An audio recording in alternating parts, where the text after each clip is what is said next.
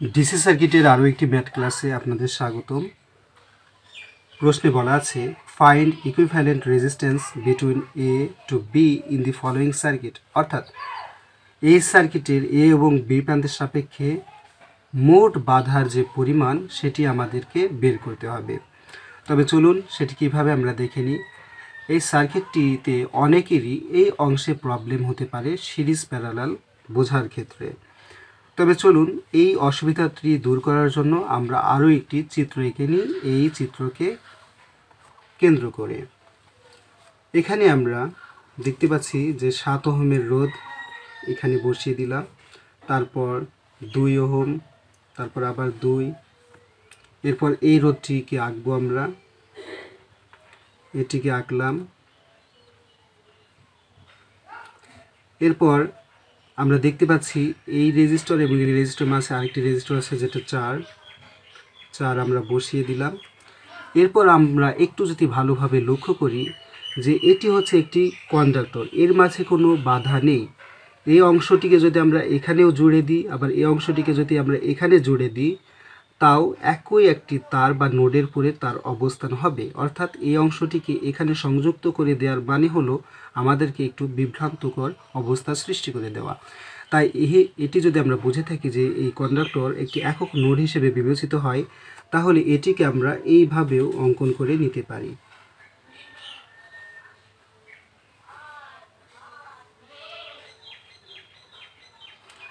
দেখুন সার্কিটটি আমাদের অত্যন্ত সহজে যাচ্ছে এবং এখান থেকে 24 যেটি সরাসরি একটি নোড এখানে সংযুক্ত হয়ে যাচ্ছে। তাই এখানে আমরা এটি এঁকে দিলাম, আবার এখানে দিলাম বি এর দাগটি, এখানে দিয়ে দিয়েছি আমরা এ, এখানে দিয়েছি বি। এখন রেজিস্টরের মানগুলো আমরা বসিয়ে দেব। এখানে 7, এখানে 2, এখানে হচ্ছে 2 ওহম, এই রেজিস্টরের মানটি হচ্ছে 10 ওহম, এই রেজিস্টরটির মান 4, এটির মান হচ্ছে 24, এটির মান হচ্ছে 12 ওহম এবং এটির মান হচ্ছে 12 ওহম। এখন এই সার্কিটের মোট রোধ বের করা আমাদের জন্য অনেক সহজ হয়ে গেল, কিন্তু এই সার্কিট থেকে আমরা যদি মোট রোধ বের করতে যেতাম, যারা খুবই এক্সপার্ট তারা পারবো, কিন্তু যারা একটু দুর্বল তাদের ক্ষেত্রে সিরিজ প্যারালাল কনসেপ্টে একটু সমস্যা হতে পারে। তাদের বোঝার সুবিধার জন্য আমরা এখানে একটি সার্কিট আঁকিয়ে নিলাম, যেটি এই সার্কিটের একদম সমতুল্য সার্কিট। এখন আমরা এই সার্কিট থেকে মোট রোধের পরিমাণটি বের করে নিতে পারবো। আমরা দেখতে পাচ্ছি যে এই সার্কিটের এই 12 এবং এই 12 প্যারালালে অবস্থান করছে, যেটি এখানে দেওয়া ছিল যে এই নোডটি আসলে প্যারালালে অবস্থান করছিল, কেননা এটি এইখানে থাকা যায়, এই তারটি এখানে থাকা বা এখান থেকে কেটে নিয়ে সেখানে জুড়ে দেওয়া একই অর্থ প্রকাশ করে। তাহলে এই সার্কিট থেকে আমরা মোট রোধের মান বের করব। এখন এই 12 এবং এই 12কে যদি আমরা প্যারালাল করি তাহলে কি আসে দেখুন, যে 12 এবং 12কে যদি আমরা প্যারালালি হিসেব করি তাহলে যে রেজিস্টরের মানটি আসে সেটি হচ্ছে 6 ওহম। তাহলে এই দুটি রেজিস্টরকে আমরা একক রেজিস্টর হিসেবে বিবেচনা করে সার্কিট অঙ্কন করতে পারি। সেক্ষেত্রে আমাদের আবার সার্কিটটি হবে 7, এখানে হচ্ছে 7 ওহম, এখানে হচ্ছে 2 ওহম, এরপর দেখতে পাচ্ছি আবারও 2। এখন এই 2 এবং এই 10 পরস্পর সিরিজে অবস্থান করছে, কারণ এখানে একই তার একই লাইন অনুসরণ করে এই রেজিস্টর দুটি সংযোগে আছে। তাই এই দুটিকে আমরা যোগ করে এখানে 12 ওহম লিখে দিলাম, কেননা সিরিজের রেজিস্টর সরাসরি যোগ হয়। এরপর এখান থেকে চলে গেল একটি কন্ডাক্টর। এখন এই 2 এবং এই 12-র মাঝে একটি রেজিস্টর আছে 24, সেটি আমরা বসিয়ে দিলাম, এটি হচ্ছে 24 ওহম। এরপর আমরা দেখছি যে এখানে আছে একটি 4 ওহমের রেজিস্টর, আর এখানে 12 যেটি প্যারালালে অবস্থান করছে, যেটিকে সমতুল্য রোধে পরিণত করলে হয় 6 ওহম। তাহলে এখানে আমরা 6 বসিয়ে দিলাম। এরপর আমরা দেখতে পাচ্ছি যে এই সার্কিটে এই 6 এবং এই 4 সিরিজে অবস্থান করছে, তাই এই 6 এবং 4কে আমরা সরাসরি যোগ করে দেব। তাহলে আমাদের সার্কিটটি যেটি পায় সেটি ঠিক এইরকম হবে। এখানে 7 ওহম থেকে যাবে, তারপর হবে 2, ওহম। এরপর আমরা দেখতে পাচ্ছি যে এখানে 12 এবং এই 24 এরা প্যারালালে অবস্থান করছে, তাই এটিকে আমরা হিসেব করলে যেটি পাবো 12 প্যারালাল 24, ক্যালকুলেটরের মাধ্যমে যদি আমরা এটিকে হিসেব করি তাহলে হয়, ব্র্যাকেট দিয়ে নিলাম 12 ইনভার্স যোগ 24 ইনভার্স, ব্র্যাকেট ক্লোজ করে তারপরে যেটি মানটি সেটি হচ্ছে 8। অর্থাৎ এই 12 এবং 24কে যদি আমরা প্যারালালে হিসাব করি তাহলে আসে 24, যেটিকে আমরা একটি রেজিস্টারের মাধ্যমে দিয়ে দিব 8 ওহম। এখন আমরা দেখতে পাচ্ছি যে এখানে 7 আর এখানে এই 2-এর ভিতরে একটি রেজিস্টারের অংশ ছিল যেটি হচ্ছে সিরিজে 4 এবং 6, যেটিকে যোগ করলে হবে 10 ওহম। আমরা বসিয়ে দিলাম, তারপর টাগ টেনে দিয়ে এখানে দেখতে পাচ্ছি যে মাঝে আর কোনো রেজিস্টার নেই। তাহলে আমরা এখানে লক্ষ্য করলে দেখব যে এই 2 এবং এই 8 ওহম রেজিস্টার একই তারে বা একই লাইনে অবস্থান করছে, বা এদের ভিতর দিয়ে প্রবাহিত কারেন্টের মান একই, তাই এদেরকে আমরা সিরিজে যোগ করে দেব। তখন সার্কিটটি আমাদের যেটা হবে, এখানে 7 ওহম থেকে যাবে আর এখানে থেকে যাবে 10 ওহম, আর এখান থেকে যোগ করার পর যেটি হবে সেটি হচ্ছে 10 ওহম।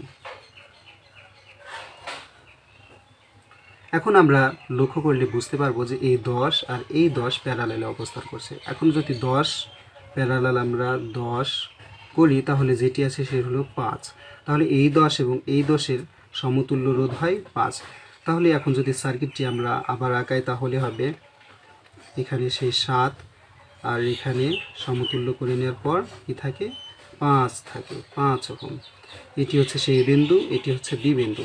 তাহলে এই সার্কিটের আমরা মোট রোধ দেখতে পাচ্ছি যে এই 7 এবং এই 5 সিরিজ অবস্থান করছে, অর্থাৎ এবি প্রান্তের মোট যে রোধ বা ইকুইভ্যালেন্ট রেজিস্ট্যান্সের মান হবে যে আর ইকুইভ্যালেন্ট এবি, যেটি হবে সেটি হবে 7 যোগ 5 সমান 12 ওহম।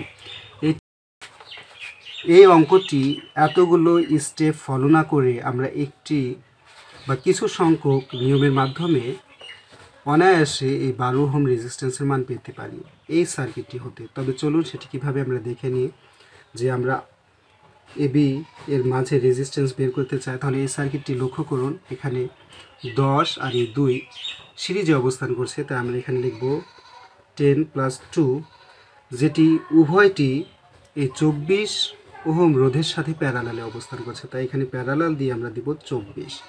এরপর দেখছি যে এই উভয় অংশটি যখন আমরা হিসেব করব, এই উভয় অংশটি একটিমাত্র রেজিস্ট্যান্সের ন্যায় আচরণ করবে, যেটি এই 2 ওহম রোধের সাথে সিরিজে অবস্থান করবে। তাই উভয় অংশটিকে একটি ব্র্যাকেটের ভিতরে দিয়ে আমরা যোগ দিয়ে দিলাম 2। এরপর আমরা দেখতে পাচ্ছি যে এই উভয় অংশটি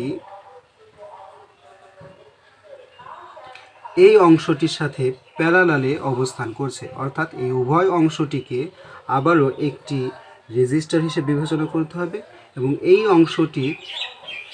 অংশটির সাথে প্যারালালে অবস্থান করছে, তাই এটিকেও একটি রেজিস্টার হিসেবে বিবেচনা করতে হবে। তাই প্যারালাল দিয়ে এই অংশটিকে আমরা তুলব, যেখানে আছে 12 প্যারালাল 12, অর্থাৎ এই 12 ওহম রেজিস্টার এবং এই 12 প্যারালালে অবস্থান করছে, তাই 12 প্যারালাল 12, যেটিকে হিসেব করে 4-এর সাথে সিরিজে সংযোগ করতে হবে, যোগ 4। এরপর আমরা যেহেতু এই উভয় অংশটি ছিল পূর্বের অংশের সাথে প্যারালাল সম্পর্কে, তাই আমরা ব্র্যাকেট দিয়ে প্যারালাল সম্পর্কে দিয়ে দিলাম। এরপর আমরা দেখছি যে এখানে 7 ওহমের রেজিস্টার এই সম্পূর্ণ অংশটির সাথে সিরিজে অবস্থান করছে, তাই এখানে আমরা প্লাস দিয়ে 7 দিয়ে দেব। তাহলে এই অংশটিকে যদি আমরা ক্যালকুলেটরের মাধ্যমে হিসেব করি তাহলে আমরা যে মানটি পাবো আর এ বি ইকুয়াল, চলুন কিভাবে সেটি ক্যালকুলেটরের মাধ্যমে করব আমরা দেখে নিই। এখানে 10 আর 2 যোগ করলে হবে 12, যেটি প্যারালাল হবে এই 24-এর সাথে। এরপর এটিকে 2-এর সাথে যোগ করতে হবে, এই অংশটি থাকলো। এখন এই 12 আর 12কে যদি আমরা প্যারালালে হিসেব করি তাহলে যে মানটা আছে 6, এই 6 এই 4-এর সাথে যোগ হবে, দিয়ে দিলাম। তারপরে এই উভয় অংশটি প্যারালাল হবে এই পূর্বের অংশটির সাথে এবং এই পূর্বের উভয় অংশটি হিসেব হবে এই 7-এর সাথে, তাই যোগ 7। এখন যদি আমরা এই 12 এবং এই 24কে প্যারালাল হিসেব করি তাহলে যে মানটি পাবো সেটি হলো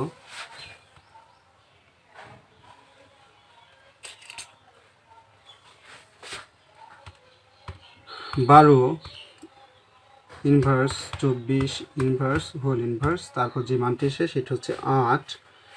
এই 8 এই 2 এর সাথে সিরিজে যোগ। এখন এই অংশটি এই অংশের সাথে এটি হবে 10। এখন এই উভয় অংশটি 7-এর সাথে সিরিজে। এখন এখানে আসে 10 প্যারালাল 10, যেটি উভয়টি আসবে 7-এর সাথে। এরপর যেটি পাই আমরা এই 10 আর 10 প্যারালাল হিসাব করলে হবে 5 যোগ 7, যেটিকে হিসাব করলে হবে 12 ওহম।